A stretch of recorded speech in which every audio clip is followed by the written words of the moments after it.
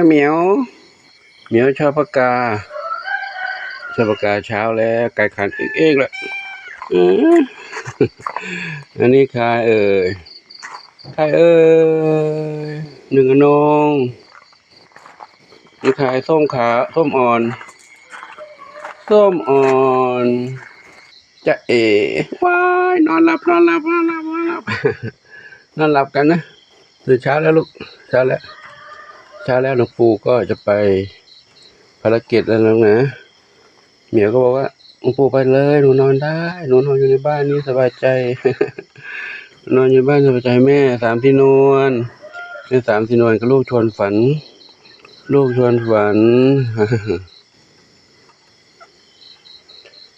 ด้านนี้ใครด้านนี้ใครบุญสมกับดำเล็กหางกวักกับพี่บุญสมอยู่นี่เนาะผัวอาหารมาให้กินแล้วลูกเด้อปุ๋ยไปภารกิจลูกนะไปภารกิจกลับมามืดค่ำมาเนาะอาหารละใส่ถุงใส่ถาดไว้ให้กินแล้วเนาะในบ้านปลอดภัยแล้วนะอันนี้น้องหนึ่งเดียวกับน้องมีสุขก็มีสุขอยู่ในนี้สองเหมียววิ่งเล่นกระโดดเล่นไปมาปู่ไปภารกิจแล้วนะปู่ขอทำภาพนี้ให้กับ FC ได้ดูก่อนเดี๋ยวไปภารกิจกลับมาค่ำๆไม่ได้เห็นกันไม่ได้ดูเนาะน้องปุยฝ้ายฝ้ายอยากเล่นกับปู่เหรอปุยฝ้ายอยากเล่นกับหลวงปู่อยากจะเล่นกับหลวงปู่ปู่นำภาพมาขอถ่ายภาพน้องปุยฝ้ายให้กับ FC ดูก่อนเนาะปุยฝ้ายอยากเล่นกับหลวงปู่อยู่นี่ก็เนอะปู่กลับมาเขาเล่นกันตรงนะปู่ไปภารกิจกันนะลูกนะด้านนี้แม่ลูกน้อยสองแม่สมาชิกใหม่อยู่ในนี้กับเด็กๆลูกนะนี่ดูหน้าดูตาสิอยู่นี่ปลอดภัยแล้วเนาะมีอาหารกินนอนในมุ้งยุงไม่กัดเด็กน้อยสองเหมียวแม่หนึ่งเหมียวแม่เขายังตื่นตระหนกอยู่แต่ลูกเขาเริ่มเล่นได้แล้วยังไม่สนิทชิดเชื้อเท่าไหร่เนาะอยู่ไปนี่ไปก่อนแล้วนะน้องเหมียวตื่นมากันแล้วมาเล่นกันวิ่งเล่น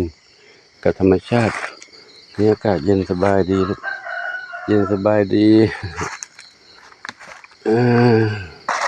ก็แจ้งให้FCทราบเนาะกูมีภารกิจต้องไปก็กลับมาค่ำมืดค่ำเนี่ยก็คอยติดตามชมคลิปชมข่าวตอนนี้ต้องมีภารกิจไปหลายๆที่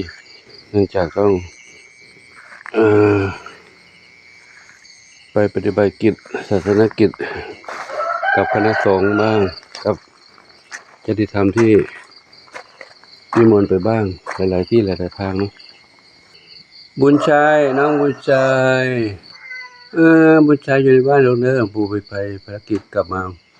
ค่ำๆนะลูกนะดูแลตัวเองในบ้านนี่ลูกนะไม่ต้องออกไปไหนแล้ว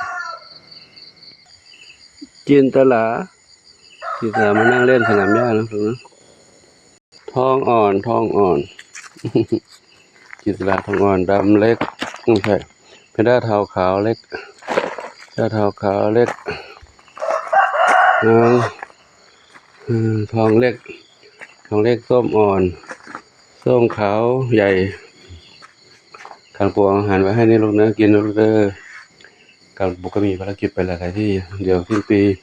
ก็ไปพักหลายวันไปปฏิบัติธรรมหลายวันนะครับเหมือนกับทุกปีช่วงนี้ก็จะไปมุทิตาสักการะหลายที่หลายทางไปกลับบ้างไปค้างบ้างที่ผ่านมาก็ได้ไปเห็นได้รับชมหลายๆคลิปหลายๆกิจที่หลวงปู่ไปนะก็ขอโมทนาสาธุกับทุกท่านวันนี้ก็จะขอนำภาพบรรยากาศเช้านี้ตอนนี้ตี 5แล้วนะตี 5ให้กับทุกท่านได้รับชมกันเดี๋ยว6 โมงจะเดินทางแล้วเนาะก็ขอโมทนาสาธุกับทุกท่านที่ได้รับชมขออวยพรทุกท่านที่ได้รับชมน้องเหมียวมีความรักความเมตตาต่อน้องเหมียวจ งโชคดีมีความสุขสมปรารถนาในสิ่งที่ปรารถนาทุกประการเถิดสาธุอายุวันโนสุขังพลัง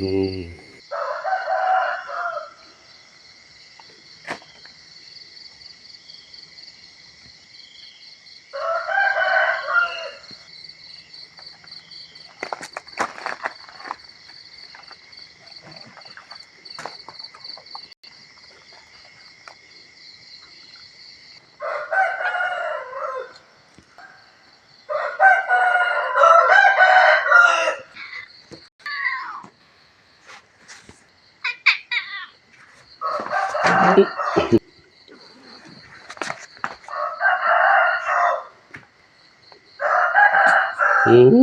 ม